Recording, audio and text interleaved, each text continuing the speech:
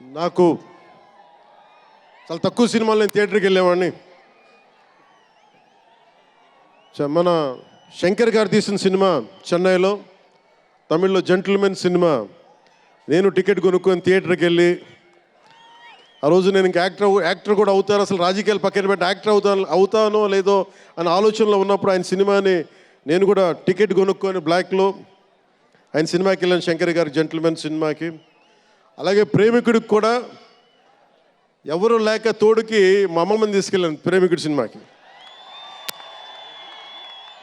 ప్రేమికుడి cinema అమ్మ என்ன சொல்லுவாங்க పార్టీயோடு పోయిటానే.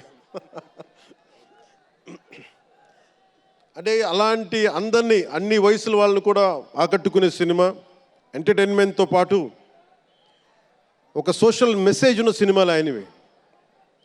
అలాంటి మంచి సినిమాలు భారతదేశంలో ఈ రోజున చరణ్ గారు కానీ, రాజమౌళి గారు కానీ, జూనియర్ ఎన్టీఆర్ కానీ వీరందరూ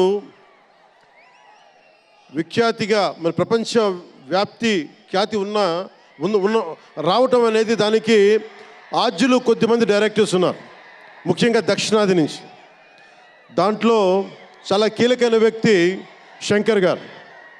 శంకర్ గారు ఈ రోజున భారతదేశం మొత్తం తెలుగు చిత్ర పరిశ్రమ వైపు చూస్తుంది అంటే, తమిళనాడు నుంచి వచ్చి తెలుగులోకి డబ్బై ఆ సినిమాని తెలుగు ప్రేక్షకులు ఇది తమిళ సినిమా కాదు తెలుగు సినిమా అని చెప్పి గుండెల్లో పెట్టుకొని ఆదరించారు.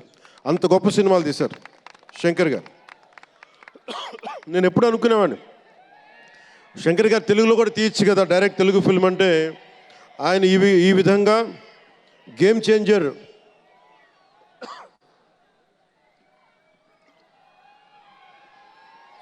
చేంజర్ సినిమాని పూర్తిగా తెలుగులో తీసి మిగతా భాషల్లో డబ్ చేసే క్రమంలో రిలీజ్ చేస్తుంది. మనస్ఫూర్తిగా వారికి నా ధన్యవాదాలు.